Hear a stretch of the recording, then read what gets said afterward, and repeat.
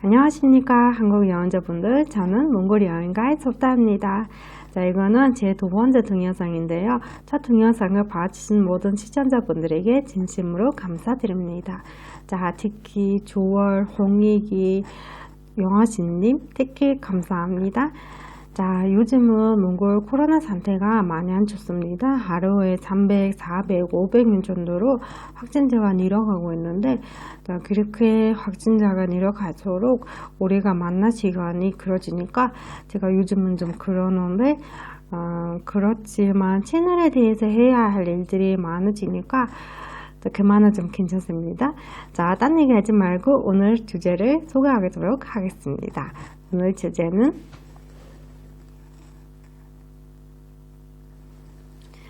자, 여행을 하다 보면은 한국 여행자분들은 이런 질문을 많이 하더라고요.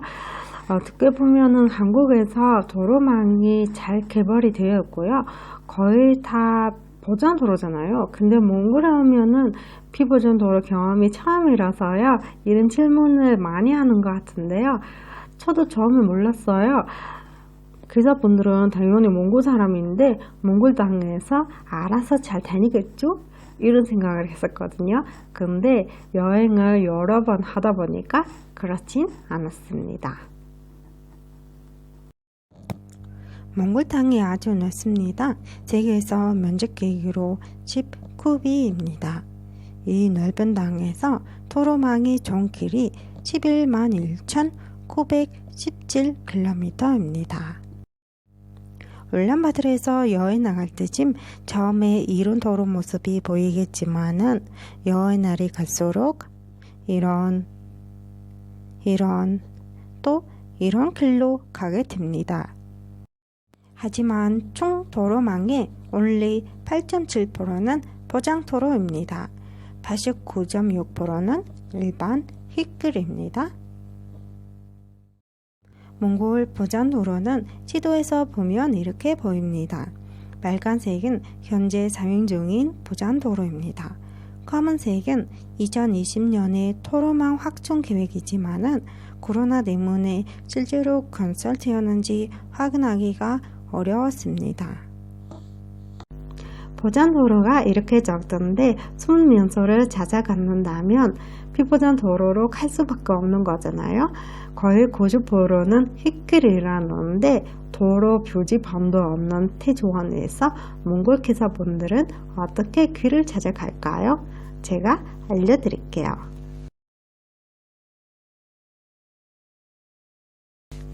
기사분이 경험이라는 것이 길을 찾아갈 때 가장 큰 일자가 될걸요. 한 번에 제가 여행을 다니고 있었는데 여행자 한 명이 기사분한테 이라고 물어봐 달랬어요. 그거 뭐냐면은 다 똑같이 생기는 길인데 어떻게 잘 골라서 다니냐고요. 그래서 제가 기사분한테 물어봤더니 기사가 이렇게 해서 여기가 GPS라고 했어요. 그래서 제가 무슨 GPS지? 이라고 생각했는데 나중에 생각해 보니까 그것도 맞을 수 있는 것 같아요. 알아서 잘 다니고 있으니까 표지판도 없는데 그거 GPS로 볼 수도 있는 거잖아요. 그거 뭐냐면은 같은 곳으로 계속 돌아가 보면은 길과 경험이 되어 버리는 거잖아요. 그래서 길을 잘 알게 되는 거예요. 자, 그리고 몽골 기사분들은 전반적으로는 4년 이상의 경험을 가지고 있더라고요. 그리고 10년, 20년, 아마 30년의 경험을 가지고 있는 사람들도 있어요. 자, 그리고 이 기사분의 경험이라는 것에 그 도와하는 지역이 기사분이 고향이라는 것도 들어가요. 그 고향에 들어갔는데 태어났는데 어디가 뭐 있는지 다 알잖아요. 예를 들면 서울 사람은 어디로 가면 뭐가 있는지 다 아는 것 같듯이. 그래서 저희한테 흡수 사람이 아마 도와 나가려고 왔어요. 그러면은 우리는 길도 알려주지 않고 그냥 알아서 잘 다녀오세요 이러고 목적지만 알려주고 보내버려요. 우리보다는 길을 더 아니까요.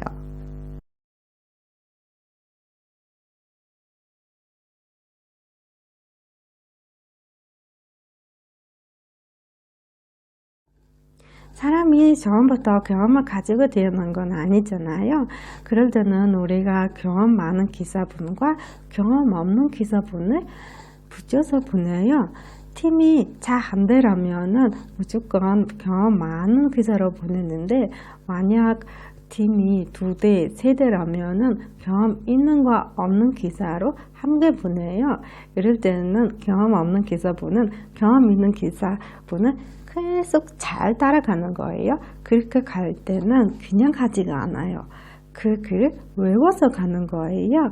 자, 이런 식으로 같은 곳으로 몇 번씩 돌아가 보면은 그분이 경험을 가지고 있게 되는 거예요.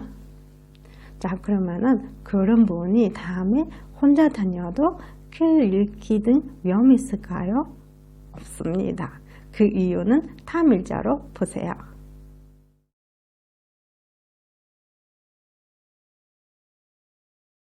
몽골 땅이 넓다 보니까 가축을 키우는 집들이 멀리 떨어져 살게 됩니다. 세대의 간거리는 100m 정도 가까이 사는 경우가 있지만 가장 가까운 집이 10km, 20km에 떨어져 있는 경우도 있습니다.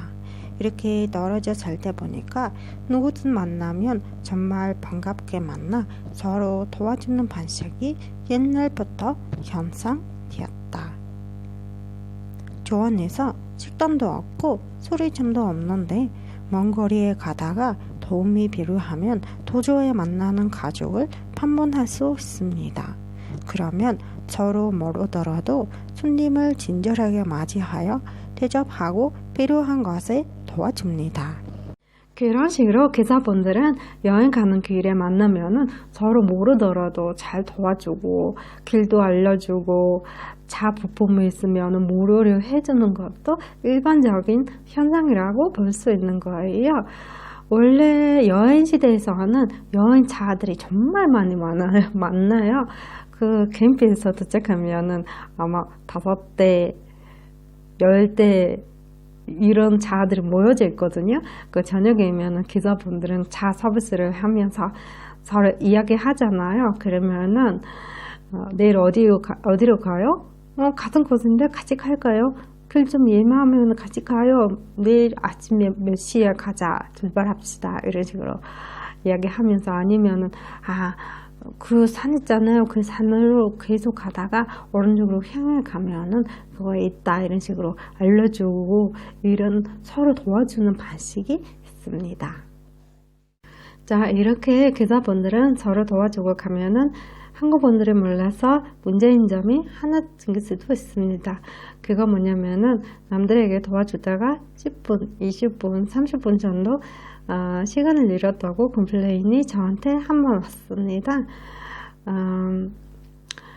원래는 한국분들이 여행 다니면서 몽골 기사분들은 이렇게 가는 거구나 스스로 느끼게 되더라고요. 근데 그때는 어떤 일이 생기냐면은 우리가 같은 팀인데 차 2대가 있었어요. 보조 가이드도 있고요. 근데 다른 차가 여행하다가 남들한테 도와주고 20분이나 이렇대요. 그래서 여행자분들은 참 볼 때 천천히 보지도 못하고 아주 급하게 잠 보고 나왔대요. 그래서 저녁에 만났더니 우리한테 물어보지도 않고 남들에게 도와주고 우리는 시간을 잃었다. 물어봤으면 당연히 돕자고 했을 텐데 설명도 안 해주고 바로 도와줬다. 이런 식으로 얘기하더라고요. 그래서 제가 보조가이드 이걸 알려주지도 않아서 제 잘못이 되는 거고 제가 그냥 죄송합니다 이러는데, 근데 너무 여행자분들은 많이 이 부분에 대해서 많이 걱정 안 하셔도 될 것 같습니다. 왜냐면 서로 도와주는 일이 많이 자주 생기는 일이 아니에요. 아주 가끔 아니면 아예 안 생길 수도 있으니까요. 많이 안 생기지 않을 것 같은데, 만약에 그런 일이 생기면은 제가 앞으로 잘 설명해 드리고 물어보고 잘해드리도록 하겠습니다.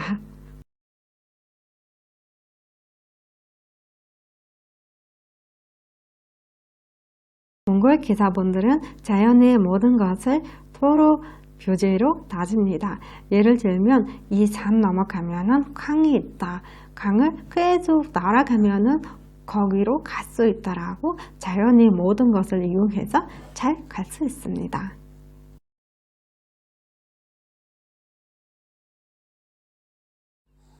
다 똑같이 생긴 길인데 어느 길을 날아가면은 목적지로 갈 수 있을까요? 더 밝은 길을 날아가면은 목적지로 갈 수 있는 가능성이 높습니다. 희미한 길은 현지인 집으로 가는 가능성이 높습니다.